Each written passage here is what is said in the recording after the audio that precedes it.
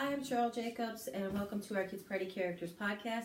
Today we're going to talk about teaching your children about safety. Having children that are old enough to take care of themselves, at the same time, a big relief, but also a source of great stress.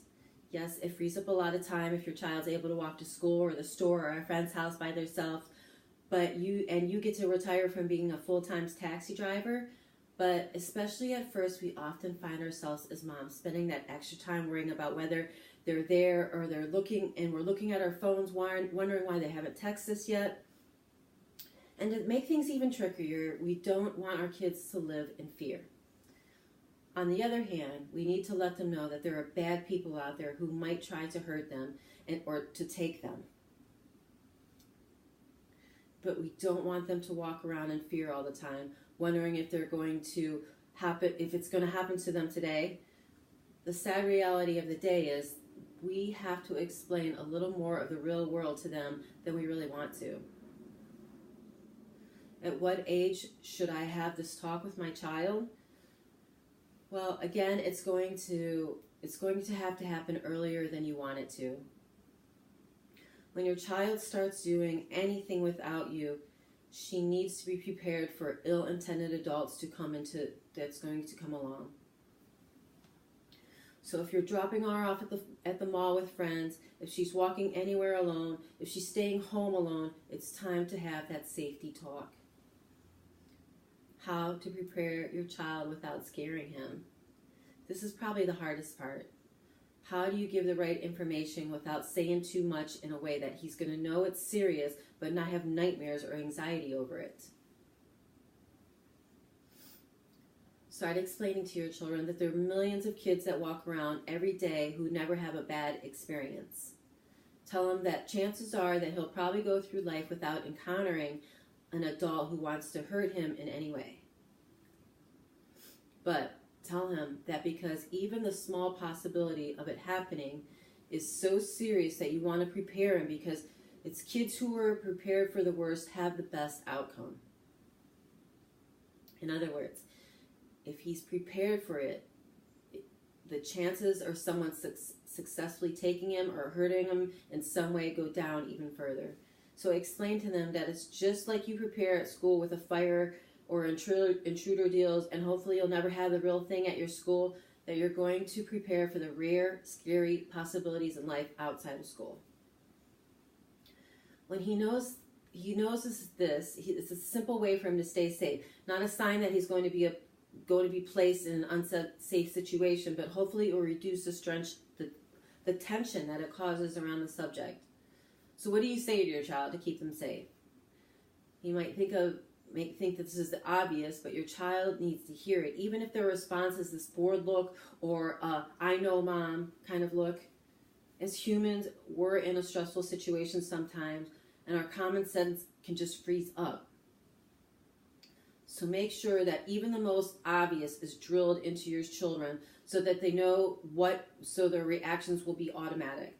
Teach your child that their name, their address, their phone number as soon as they're able to remember it. When they're home alone, keep the doors locked. Don't answer them when they're home alone. If someone comes to the door, just move away from the window or point anywhere that the person can see them and wait for them to leave. If they're trying to talk through the door, don't respond. Don't believe for any reason that they may try to give you something, like coming to the door. If you feel threatened or scared at any time, call me. Call your parents. Tell them to call your parents. If someone is trying to turn the knob or get into the house in any way, call 911 immediately. When they're walking alone, as a parent, you need to think about what you want to equip your child with while they're walking alone. Some kids or parents, they may feel comfortable if their child has a key ring with a whistle attached to it. Most kids these days, they have cell phones at a very young age. Even if it's a lack of the necessity is there, you may want to just get your child a simple flip phone. It doesn't have to be a smartphone, just so that they can call you and feel comfortable, or even if they can call 911 if they feel like they're in danger. So here's what you'll want to talk to her about walking alone. Avoid walking alone whenever you can.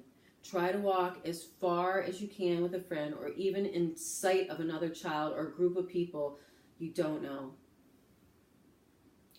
When you're walking alone, avoid shortcuts, stay on the main roads, well-traveled lit streets as much as possible. Never approach a car that stops and asks you for anything.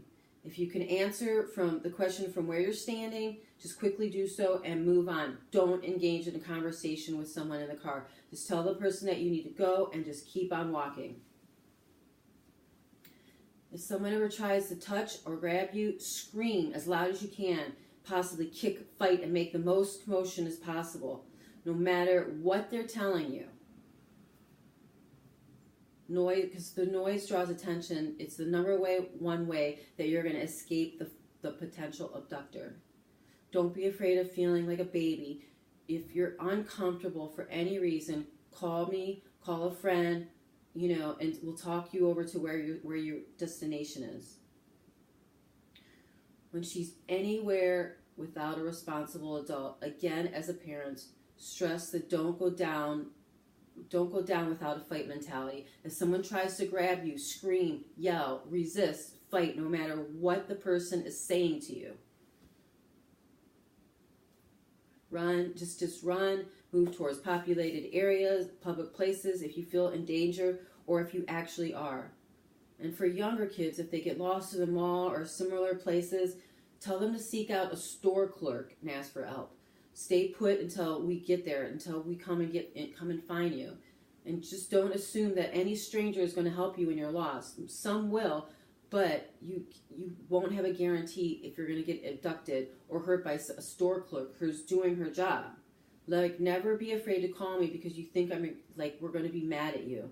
Even if you're someplace you shouldn't be doing something you don't have permission to do, or you're with someone you shouldn't be with. If you feel uncomfortable, call us. Because their safety is their number one concern, and we'll sort out all the wrongdoing after you're safe. It's always better safe than sorry, and it's a worn out phrase because it's so true.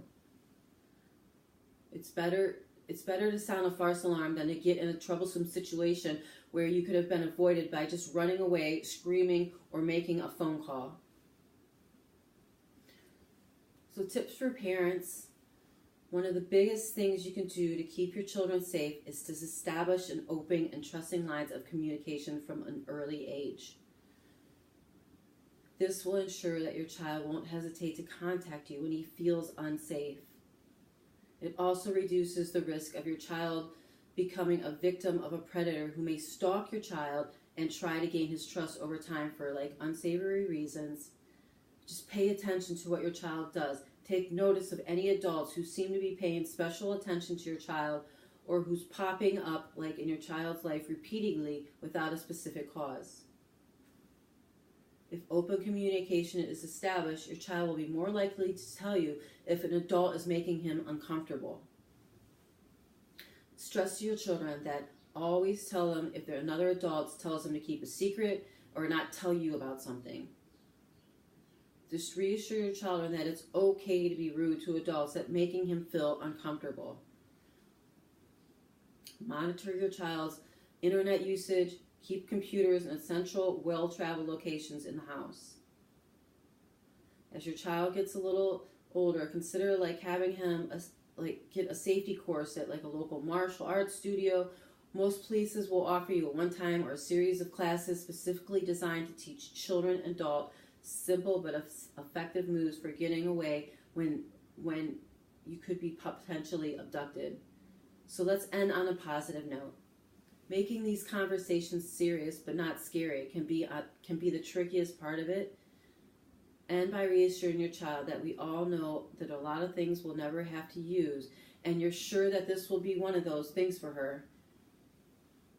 But let her know that it's just having a conversation about safety goes a long ways towards making her safer, and that's why you're doing it. Answer their questions and their fears untruthfully, but without giving them too much information that's needed for their age.